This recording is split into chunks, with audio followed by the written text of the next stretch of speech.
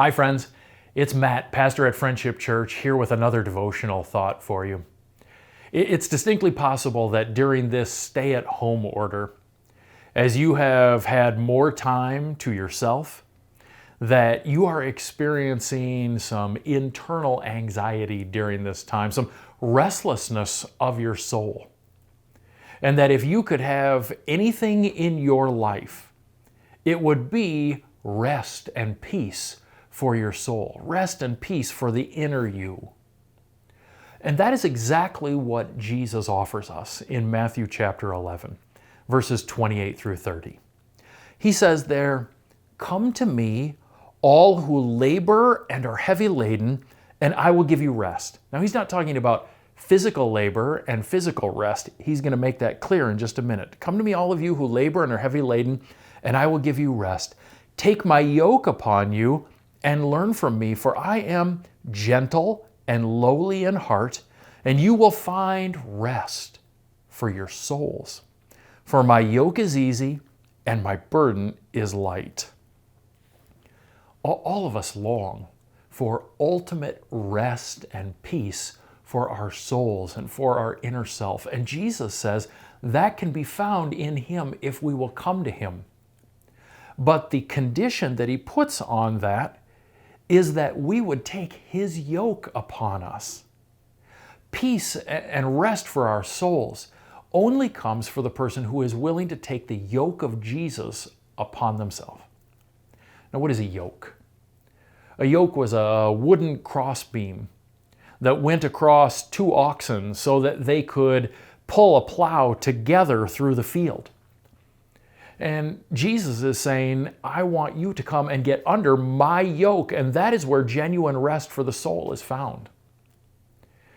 When I first heard this passage, I know that the picture that came to my mind was of me pulling this yoke through a field.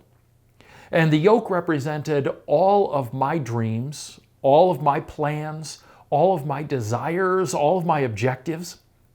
And I had some objectives and plans when it came to my career, or plans and objectives when it came to my finances or my family or how I wanted my life to work out. And that if I would just come to Jesus, Jesus would jump in on the other side of my yoke and help me pursue all of those things that I was aiming my life at. Help me to meet all of those objectives. Help me to get all of those plans done that I had for my life. All I had to do was come to Him, and He would jump in on the other side of my yoke and make my burden easy and give me real rest for my soul. But that isn't what the passage says at all, is it? Instead, what Jesus says is, if we want genuine rest for our souls, we have to come to Him and we have to remove our own yoke, filled with our desires, our objectives, and our plans, and then we have to take on His yoke. And it's only when we put on His yoke, filled with His desires, plans, and objectives for our life, that we can have real rest for our soul. As He says elsewhere, it's only when we are willing to give up our life for His sake that we can have this kind of rest that He talks about.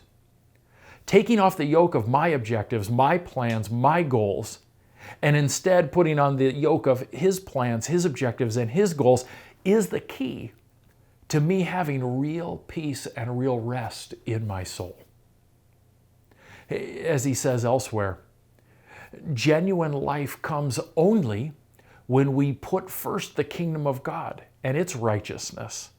Instead of pursuing my own kingdom, my own ways, my own wishes, what Jesus wants for my life and what is best for His kingdom becomes what my life is all about. And it's only when we take on that yoke, when we seek first the kingdom of God, that real rest and real peace can be ours.